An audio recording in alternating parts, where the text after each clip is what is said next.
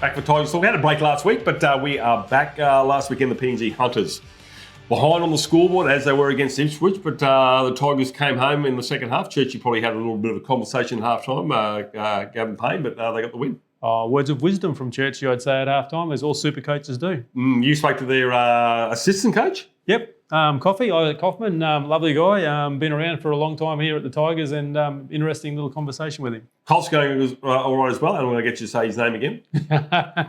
Tea-Rani, that'll do. There you go. One of the Colts Flyers? Yeah, a little winger that's creating a good impression down there at the Colts, scoring a few tries in that as well, and they're travelling along really well also. Yeah, big game this weekend. Yeah, good pedigree too, and that's part of the conversation. I spoke, the NRL bid for the 18th team is still alive and well. I caught up with Shane Edwards, and I also caught up with a man who's come from rugby union. He's seen the light. He's come over to play rugby league, and that's Sam Wallis. He played his second game last week against PNG. He played his first game against the Jets. But here's these four superstars of the Brisbane Tigers, and here's what they all have to say.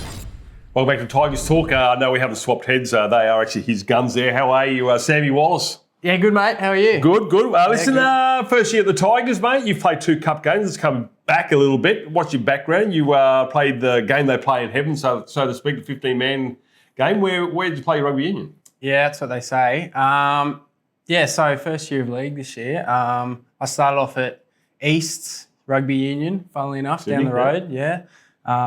Playing there as an under-6. And then, sort of worked my way through. Played at Churchy for school, and then joined UQ straight after school, and that was... Red Heavies? Yeah, the Red Heavies, yep. So I had a lot of fun there, and then, had a bit of a taste of professional with Reds and Rebels. Now I'm here at the Tigers. Well, Mick Heenan probably was your coach at UQ at the time there, a very astute coach as well. So, and I'm assuming that's why Matthew Church also, being an astute coach, lured you over here. I'm guessing that's how you got here? Yeah, both of them had a mutual friend with one another, so that's how I got in contact with Churchy.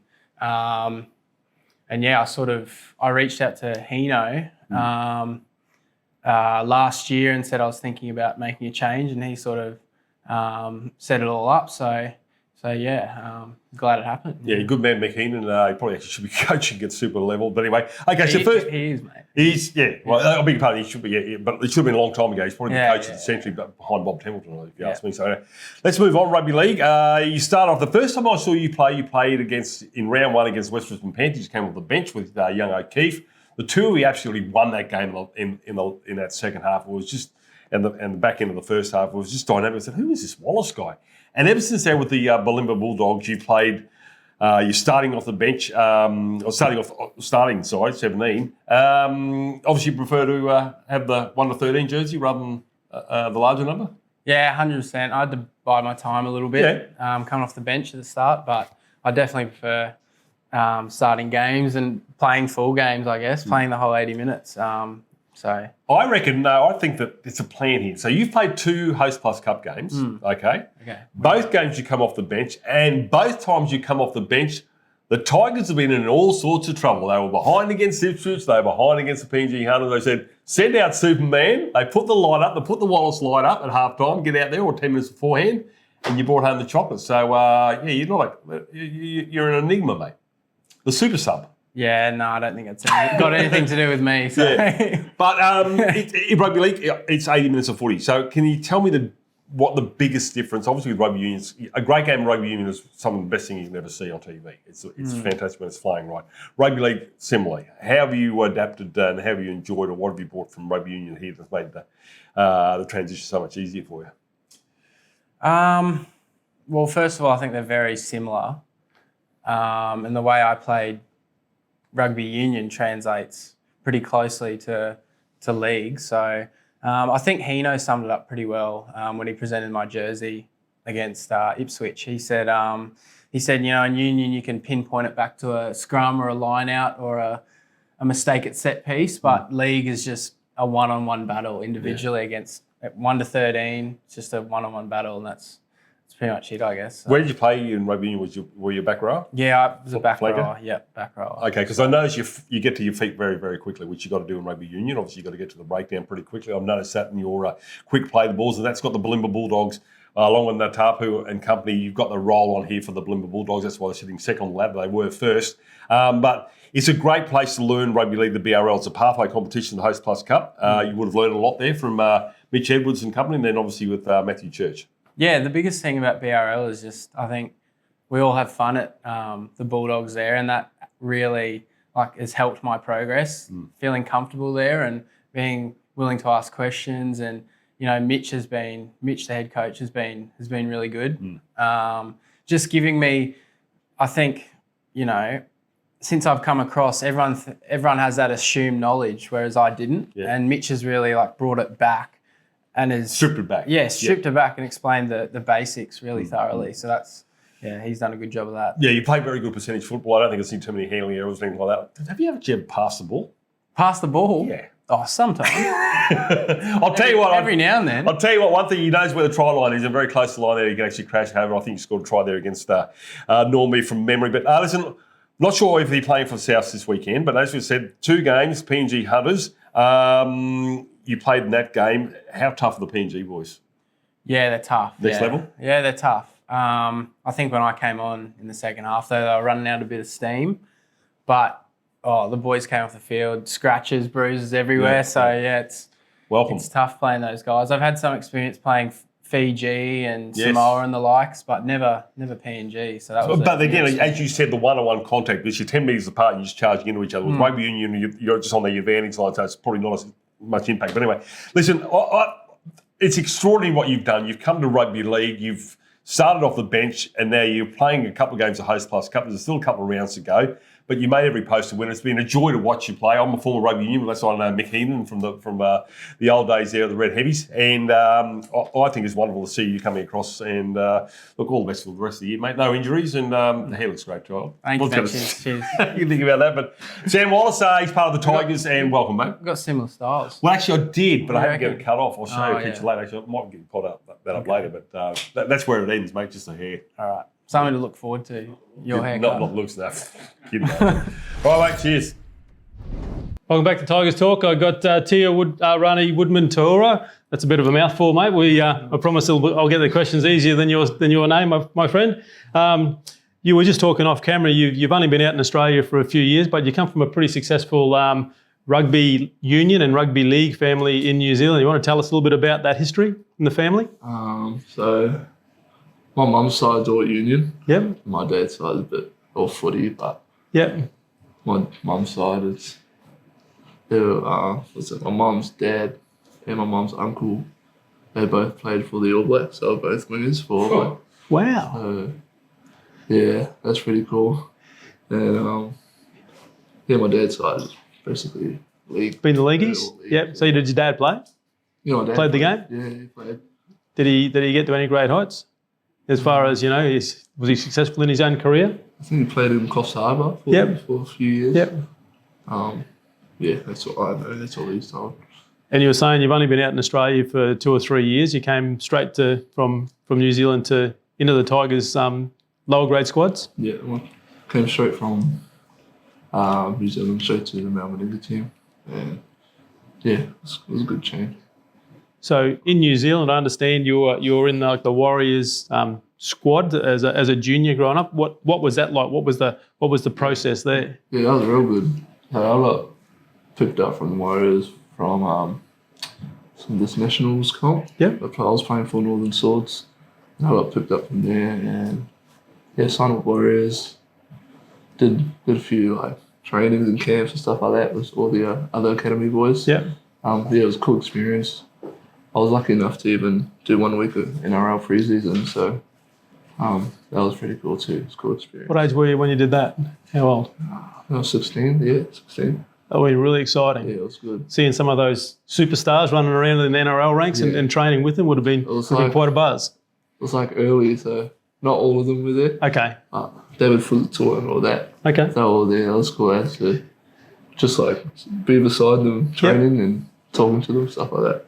So you're going well as a winger in the Colts, I understand. Tell us a little bit about how you transitioned into that role. Enjoying it. So coming through in the ranks. Yeah. I'm enjoying it. Yeah. At the moment. Scoring plenty of tries. Yeah, some try. Got anyone inside you that's sort of hogging the ball and not giving it to you? Nah, You're allowed to spill the beans here. No one will see this. Nah. It doesn't go to air at all. It's just a show. yeah. Then I'll see it on Instagram still. Yeah, and all the boys will be up here too. Nah.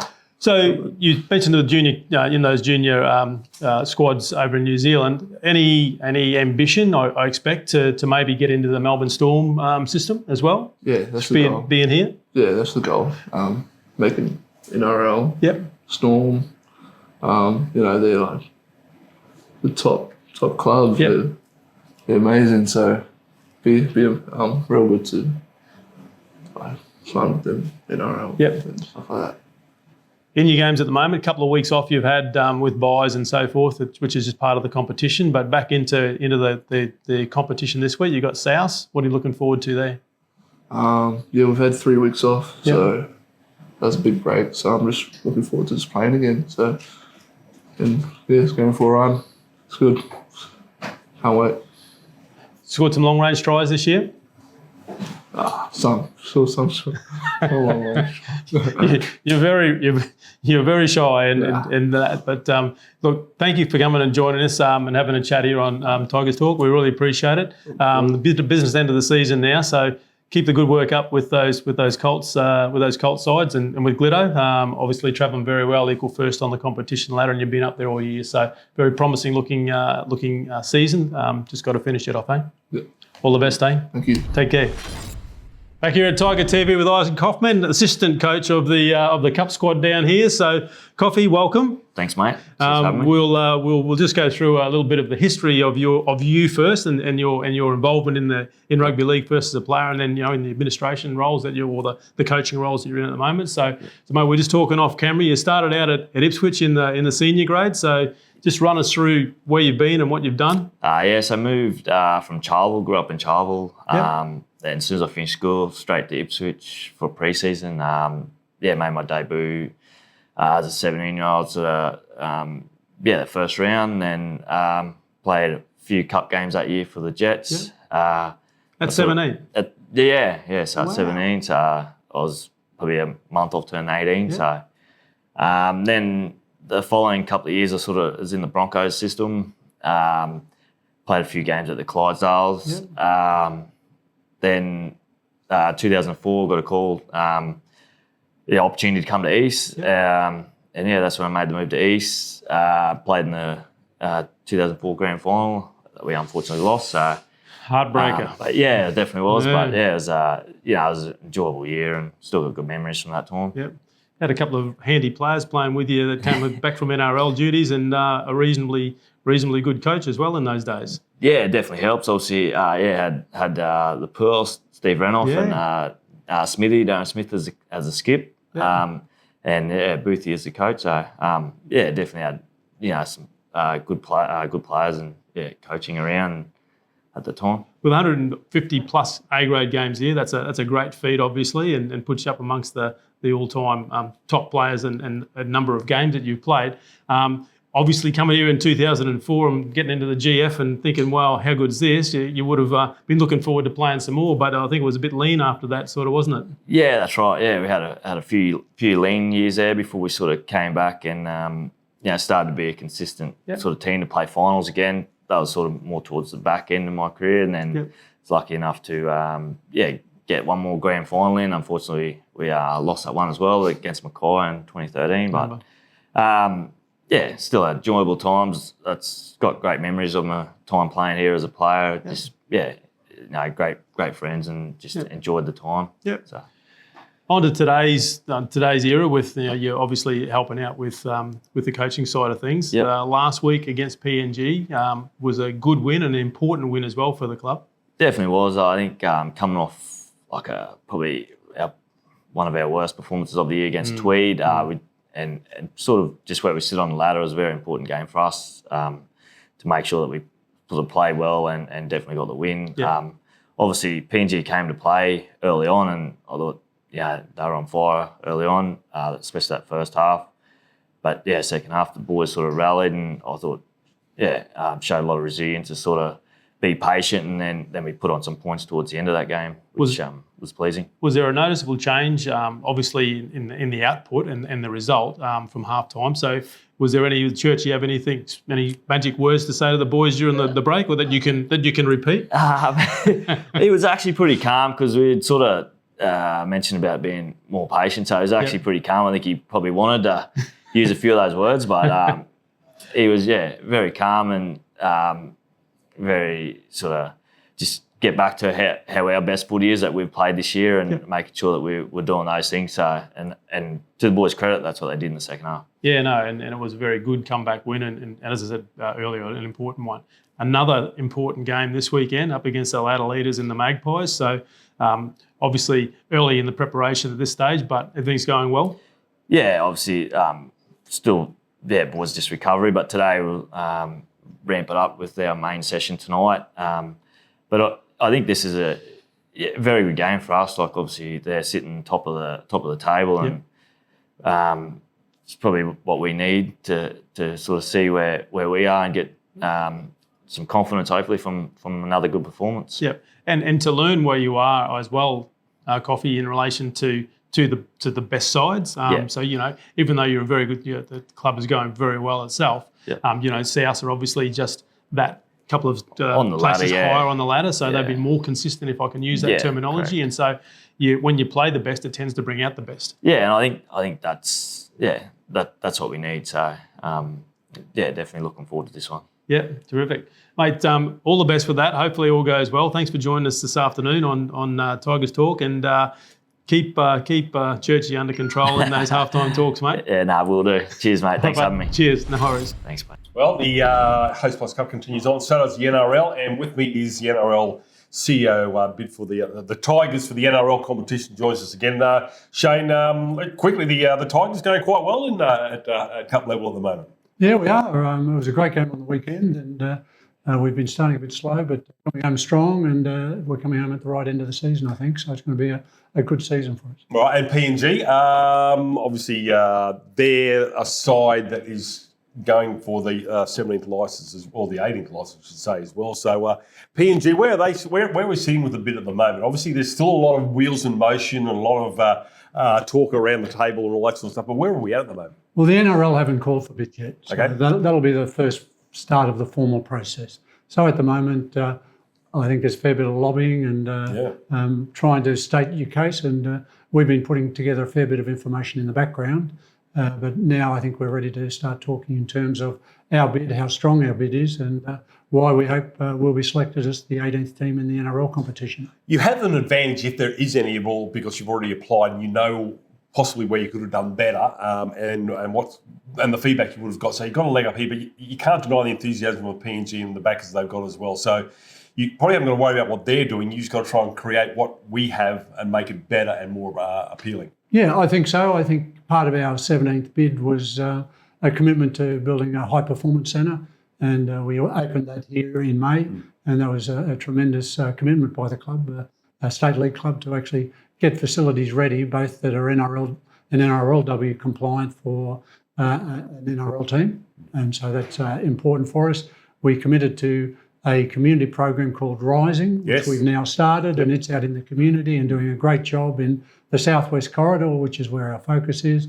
And also we've established a permanent marketing hub team that are trying to grow the communication we have with our members, which is the first part of showing the NRL that we are strong enough and we have enough members and we can grow the base to fully support a team similar to what Redcliffe's done in their first season. Okay, well it's early August. Where are you next? Where's your next boardroom meeting, if you will, or battle plan, or when do you, obviously the bid hasn't been called yet, but what's your next steps here? Now, we've been working in the background, and the board have given the tick for us to start talking about our programs and our policies that move forward. That'll basically, the base of it was the 17th team bid, but since then we've refined it, we've moved forward with it, and over the next 4 weeks we'll sit down and start talking to a lot of the NRL clubs, the QRL.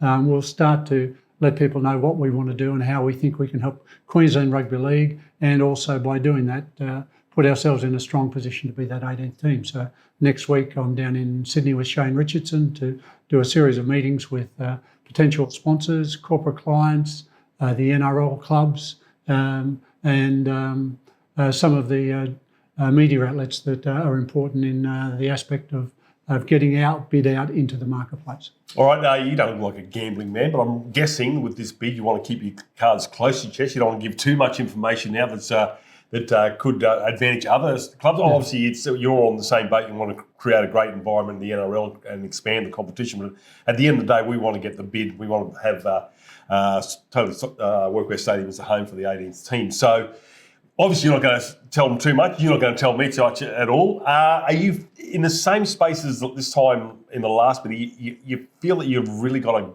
a solid package. I know Redcliffe was all Redcliffe. Do you think you're leaders at the moment?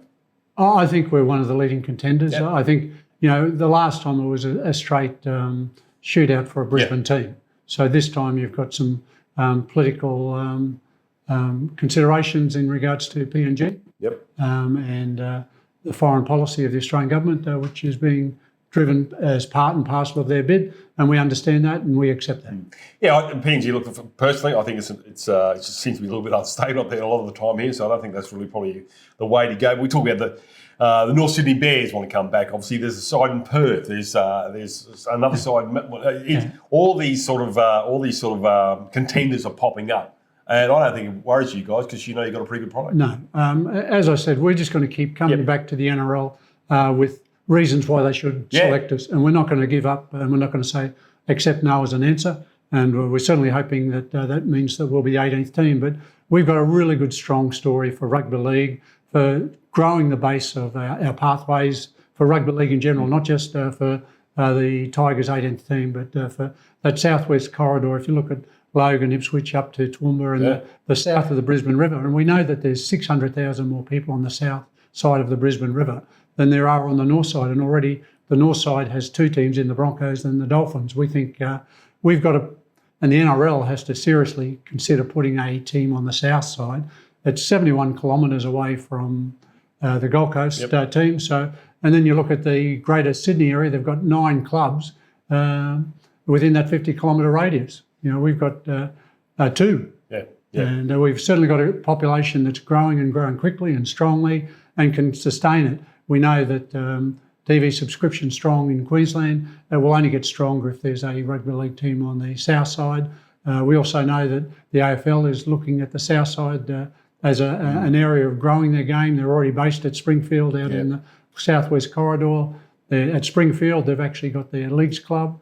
The ARU president recently said that he's going to target the western area of Sydney for rugby league players to become rugby union players. Well, if you look at the second largest number of Pacifica people, they live in the Logan, Ipswich, southwest corridor. So again, we're targeting an area that we can not only maintain rugby league as the strongest base, but actually grow that base if we were to get that licence. Look, I know personally the Beenleigh area's got a lot of talent there, and the QRU years ago actually were looking at Logan coming into the competition, but unfortunately that fell through. But they knew that there's a nursery of players there, the Polynesian community down there. A lot of the rugby union players would have to go to Bond University or the Sunnybank. It's a long way to go for training and all that sort of stuff here, but I think you're on the right money. That corridor is just oozing plenty of talent. You and Shane, you've also got a weapon in Shane Richardson, haven't you? He's he's an iconic figure in rugby league. Yeah. Well, he's if you trace his roots back, they come back to Brisbane Tigers or East Tigers, and so he played a number of roles as a player and as administrator here before he kicked off his rugby league administration career down south at the Cronulla Sharks. So he's certainly a strong ally for us. He knows the people that we have to get to. He's directing us in that way, and it's certainly a great positive to have him. And you just know the passion of the man. Yeah. He's going to drive this as hard as he can because he also believes in it. Like he's tried a lot of things. He's tried rugby league in England. He tried to run a club over there or buy a club over there and start it. So he's tried everything to get this game going, and he knows that the next place that Rugby League should be going is here in Brisbane. Both of you are very, very passionate supporters of this concept, as is the Brisbane Tigers, and everybody's behind you in that one. We wish you all the best. Roll on, keep going out there with the gloves on and take them on, and hopefully they'll see the common sense in the Brisbane Tigers, because basically 90 years of history. It's an iconic club, and you've done all the hard work for 90 years, and you're still here, you're doing a great job. Totally Workwear Stadium, never look any better. And for that reason, we've actually got a couple of NRLW games coming up. Yes, we have. I'm really looking forward to that. I think the NRL looked because of the World Cup soccer where they could play games, and they've come here, and we hope once they've actually seen it, there's been games conducted, the atmosphere that'll be created here at Total Workwear Stadium will be sensational, and I'm hopeful that the club can enter into discussions with the Broncos for future home games to be played here, and they feel comfortable coming here because it's close to their home ground. It's an alternate, and it creates a great atmosphere when it's full. And it's called Totally Workwear Stadium, not Rectangle Stadium at Cooperoo, something like that, So it's great to see. Listen, Shane, all the best. It's lovely talking to you. We'll get some more updates before the end of the season, before obviously the competition goes into a hiatus, but you guys won't be. You're an NRL build. Just keep going and going, and the juggernaut hopefully keep going stronger and stronger. And we love your passion, mate. All the best, Shane. Thank you very much. And to even keep Richo on a leash somehow. I don't know how you're going to do that. No, I don't think anyone's been able to do that. Not for sure. All right, exciting times. Both sides are up high, and got to keep going, Gav. Yeah, a couple of big games this weekend as well against the Magpies. So it'll be very interesting. Obviously, top of the table in the Cup division, the boys, and be a good sounding ground to see where they really are at this stage of the season and where they need to improve to get the comp. That's Saturday afternoon here at Totally Workwear Stadium. So get down here. It's a traditional sides. Brisbane Tigers will reach up against South. It's you would have had a long run in battles with the boys from Davies Park over the years, mate. Traditional rivalries, Mel Meninga and those boys. It was always good fun. Yeah, look at his face, uncheckered, unmarked. Guess who won that battle, Mel? Anyway, get down here and support the Colts, support the Cup boys as they try and make their way into the semi-finals, and we'll take them there. All right, Gav, see you next week. Will do.